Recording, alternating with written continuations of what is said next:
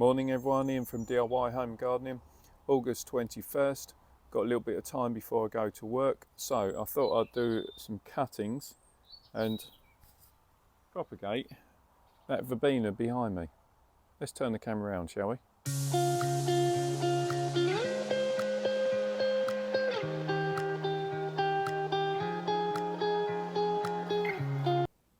So this is Verbena Bonariensis, perennial plant, so it comes back year on year, so long as it's got a nice sunny free draining position, and where I've got it around the garden that is certainly the case. It's really quite a profuse flower as well, so typically starts flowering in about May, June time, and then continues to flower all the way through to about October. And each head is made up of a mass of these individual flowers. Bees and butterflies really love it, and because it flowers so late as well, it's a really good late nectar source. It's lovely in as much as it has a nice open habit to it. Good throughout the border. I've got a block there, so works quite nicely through the border, adding a bit of colour because you can see through it. It doesn't have that dense foliage, but it does get high. And this clump here has got to go because my wife is getting really annoyed about it because it interferes with the washing line. So I've got to take up the clump anyway, and I thought before I do that I'll take some cuttings and show you guys how to do some cuttings. So let's set the camera up. Okay, so what we're looking for is some softwood cuttings, newer growth, and ideally it's wants to be something that is non-flowering, or where you can get some non-flowering sections from. So either softwood where it's really pliable, or some semi-ripe wood where it's going to be sort of more this year's growth. And they are really easy to do. Either use pair of secateurs, or you can pull these ones away from the base, so long as there's a set of leaves to which you can cut and there's going to be stuff beyond it. So that's alright, but looking a bit tired anyway. Something like this piece is going to be much better because we've got loads of fresh material to work with. And things like this, it's worth pointing out that Verbena Bonariensis is in the family group of nettles, so the lamiums, and you can get a rash from it, which indeed I tend to if I'm playing around with it too much. So we're just going to whip off some of these side cuttings or side shoots, and you can use secateurs as well, but it's just as easy to pull them off. Right, let's start with these few, go to the greenhouse. So starting with pot of compost, gave this a water last night, so it's had over the night to drain out, but you want to always make sure that you leave the compost to drain for at least half an hour, and that just allows that excess moisture to drain out, so it's not going to be saturated when you come to do your cuttings. And all you're going to need is some hormone rooting compound. To be honest, on things like the verbena, they will root even without that, so it's not a problem. So we've pulled it away from the base there, and this cutting, or this piece, because we've pulled it right at the base, it's close to the leaf joint, so that's fine.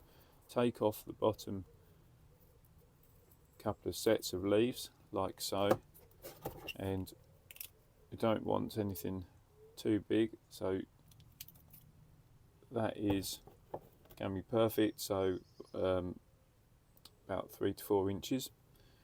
Give it a little dip in the compound and pop it in the pot. give it a light firm, and that's the first one done. And so this piece here, it hasn't got flowers to the top, so we can use the whole thing, and in this instance it's got good spacing, internodal spacing we call it, good spacing between the leaves. So I only need to take off that bottom set again, dip it in the compound, just pop it around the pot where we've got a piece like this that has the flower tip. You remember saying we don't really want the flower tip, and we've also got this slightly more ripened wood. We've got close leaf spacing, so we'd treat that the same, whip off those bottom ones and take it just above the leaf joint, so a slightly longer cutting on that one. It doesn't really matter, and that'll go in. And be mindful of that flower point, so don't want the flower, so we can take the top out there. This one cut just below the leaf joint, whip them off, dip it, and that means that we've got another viable cutting from that section. Just do another few and then we'll come back. Right, so that's all the cuttings in place, including a couple of middle ones. So out of those few sections we've ended up with 8. If you've got a little watering can, use that. If not, just use your sprayer. Bit of water to the base of the stems. That's just going to make sure that they get plenty of moisture, they're not going to dry out. And I always go for this method, nice and simple. Just put it in a put it in a more shady position until they start rooting through. Make sure that the compost doesn't dry out. The reason I put it in a shadier spot is because it then means that the cuttings are not going to lose so much moisture through sun evaporation. So hopefully see you in a couple of weeks once these are rooted. Okay, so coming to the greenhouse, do the final part of the video for you. 9th of October, so 7 weeks on from cuttings.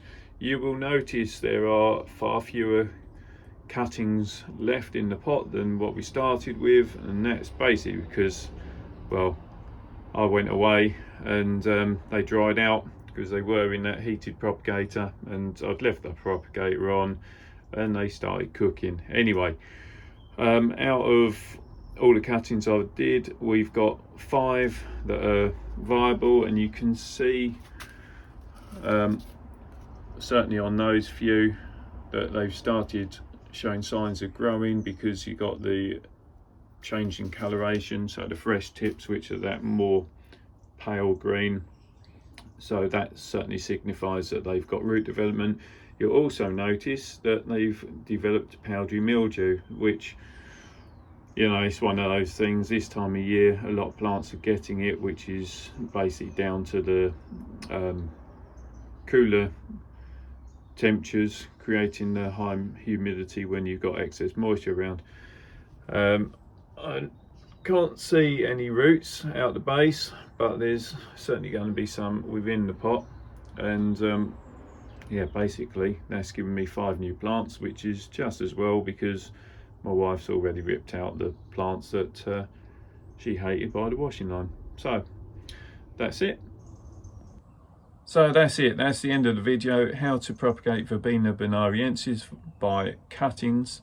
Doing them at the end of summer going into the autumn time.